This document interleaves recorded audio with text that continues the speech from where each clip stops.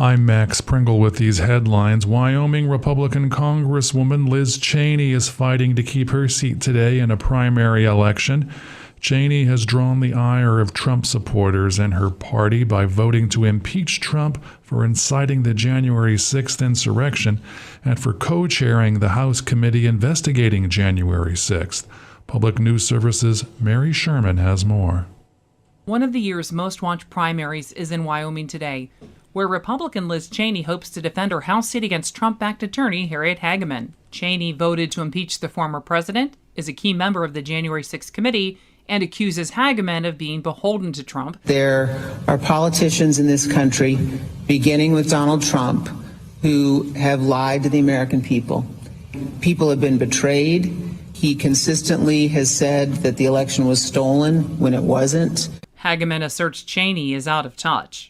The only time that the J6 situation ever comes up is when people talk about how unfair this entire committee is. What they're talking about is the gas prices. They're talking about food prices. They're talking about the fact that they can't travel. Polls show Hageman winning by double digits. I'm Mary Sherman for Pacifica Network and Public News Service. Meanwhile, Alaska voters go to the polls today in a statewide primary.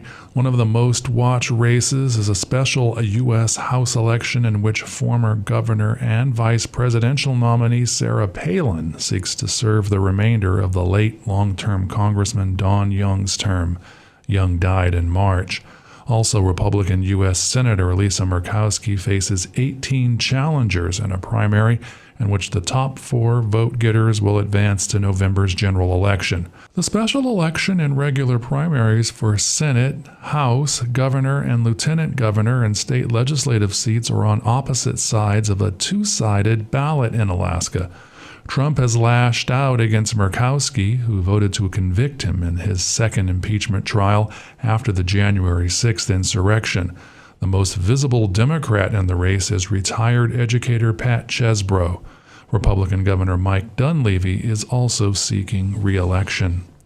Prosecutors in Atlanta have announced that Trump attorney Rudy Giuliani is a target of their criminal investigation into possible illegal attempts by then-President Trump and others to interfere in the 2020 general election in Georgia. Public News Service's Mike Moen has more. Prosecutors informed attorneys for the former New York mayor of that development yesterday. Fulton County District Attorney Fannie Willis is considering calling Trump himself to testify before a special grand jury, and the former president has hired a criminal defense attorney in Atlanta. Giuliani, who spread false claims of election fraud in Atlanta's Fulton County, is set to testify tomorrow. And that's Mike Moen. President Biden will sign a comprehensive Democratic spending bill today that seeks to raise taxes on corporations, expand health care coverage, and fight climate change.